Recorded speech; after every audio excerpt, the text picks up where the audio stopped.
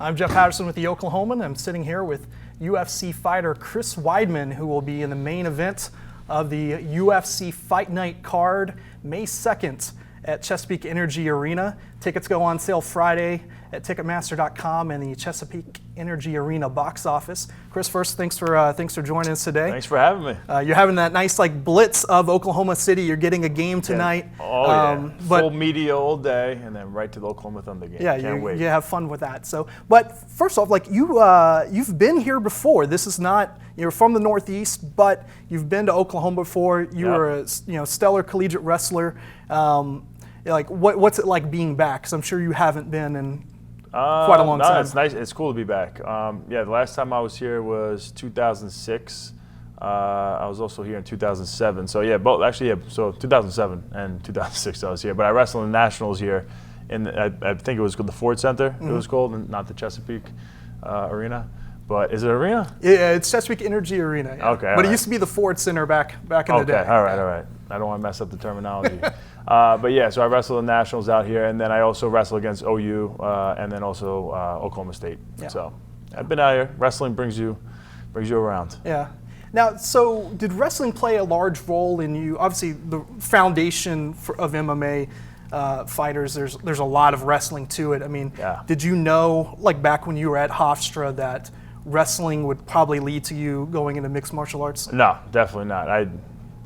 I remember watching The Ultimate Fighter and watching the Forrest Griffin versus Chuck Liddell fight, Forrest Griffin versus Stephen Bonner fight, and thinking these guys are crazy. I couldn't imagine myself doing it. I really didn't have an interest. I was just focused on wrestling. But at the end of my career with wrestling, I was kind of at a point where I had to figure out what I wanted to do for the rest of my life. And wrestling, I was going to try for the Olympics, but you had to wait till every 4 years to do it. And I got injured before the trials in 2008. So at that point, I was like, do I wait till 2012 and do the world teams in between, or try this fighting thing? And then I did that, and then next thing I know it, it went fast. Here I am. Here you are. 5 years later, you're the world champ. And beating Anderson Silva. I mean, that's kind of a crazy rise for you too. Just getting into the sport. Yeah, it's definitely crazy. And I didn't really expect my life to go this direction, but it's been an amazing ride. I just love to compete, and I feel like mixed martial arts is the absolute competition a man can put themselves through. Everyone, no matter where you go in the world, knows what a fight is, and this is the highest level of fighting, where you get to use any martial art that's ever been around in the world, in the history of the world, and you could bring it and see, who could outsmart who with your moves, and I love it. A lot of fun. What's your favorite fighting style? Just mine.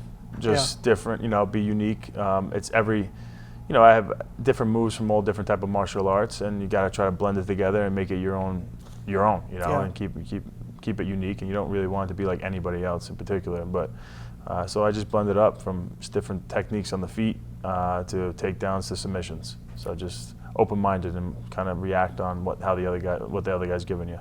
Did the success of former collegiate wrestlers like Cormier and Lesnar, did that play a role in you seeing a path in this line of work? Yeah, big time. I mean, if I didn't see the wrestlers doing it and having success and making money and all that, I definitely wouldn't have got into it. But when I seen some of these guys doing it, I thought, this could be an option for me. I kind of grew up fighting a little bit, and I already had the wrestling attributes, and so if I could figure out how to do the submissions and the stand-up, I felt like I could be right in there with these guys, and I fell in love with it. My first sparring session after I got done, I was like, this is what I want to do for the rest of my life. But you can't do it forever, but at least for the next 10 years.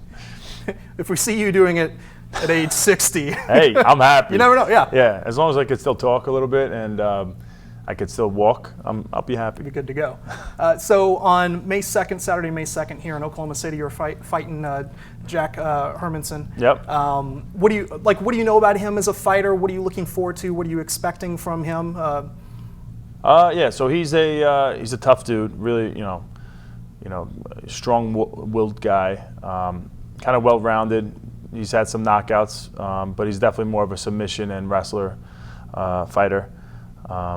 I think he's good, but I just think I'm better in every aspect of the game. I think I'm I don't think there's anybody in the middleweight division who can move like me, who brings the punching power, the wrestling, and the submissions, and all those facets in one. I don't think there's anybody that brings that. So, skill-wise, I feel like I have him outmatched. Yeah.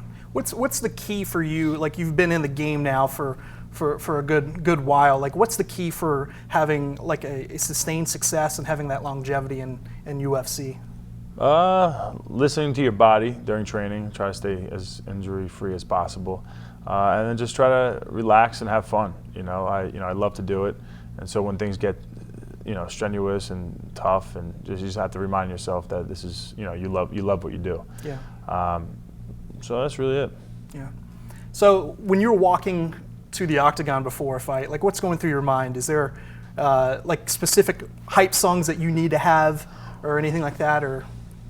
No, I say a prayer, just give it up to God, and I make that walk, and I just try to. There's so many doubts that are flying, through your head, and you're just trying to push it out and remembering why you should be confident, how all the hard work that you put in, and just believe you're the best. Yeah, pretty similar to like the wrestling side of things. It's very similar to the wrestling thing, because mentally you could beat yourself in wrestling. I've done it so many times, and it's the same thing with fighting. Any one-on-one sport, especially, it's really obvious. When a guy just mentally, doesn't believe in himself 100% and doesn't perform to his potential.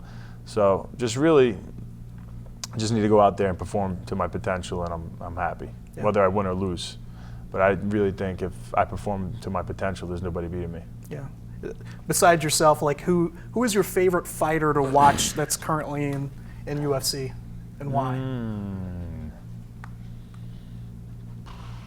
It's a tough one, right? That is a tough one. I'm gonna go with my guy John Vellante. He's my teammate. He's fun to watch. I also go with another teammate, Al Quinta, Aljamain Sterling. I'm gonna go with my teammates. Just because I see them train, I know how hard they work, and so I'm their fans. Smart answer. Yeah. Right? Like, if you had to fight, there's some guys there's some fighters that aren't in the UFC anymore that I really like. Tried to emulate a lot of the stuff that they did, like Cain Velasquez. Mm-hmm. Yeah, so he was a champion for a long time at heavyweight, and he was just a very relentless fighter, pushing forward. Had the stand up, had punches, the kicks. He had that down, but he also had the wrestling and relentless cardio. So I love that mental and physical toughness that he brought. Like, if you mentioned Cain, if you could fight any historical fighter, like in both of y'all's primes, who would you pick?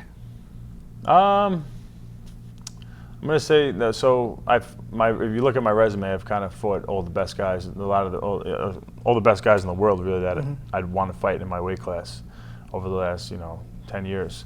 But there's the guy who's a champion in my weight right now, Israel Adesanya. I didn't get to fight him yet, so that's a guy I want to fight. That'd be good. Yeah. So we'll close this with Hofstra basketball. They won the Colonial the other night. How far do you think they can go with March Madness? Man, I wish I could talk with a little bit more education on this. I hope they just go all the way. Yeah. That's all I know. Excellent. I don't know much about. I haven't been following the basketball this year. Well, maybe they'll do well. We'll see what happens in the NCAA tournament. Yeah, I'm sure it's a tough tournament. So yeah, it definitely. Yeah, it will be. But who they got first round? Do you know? Selection Sunday is this Sunday, so we'll find out. But there'll probably be like a 13 seed or 14 seed. So they'll smoke them. Yeah, they could be the Cinderella of the March Madness. Yeah, let's go. Let's go Hofstra. There you go. Let's go Pride. All right. Wow, Pride. I'm impressed. Yeah, there we go. Okay. That's Chris Weidman, former UFC champ, will be here May 2nd, Chesapeake Energy Arena. I'm Jeff Patterson, the Oklahoman.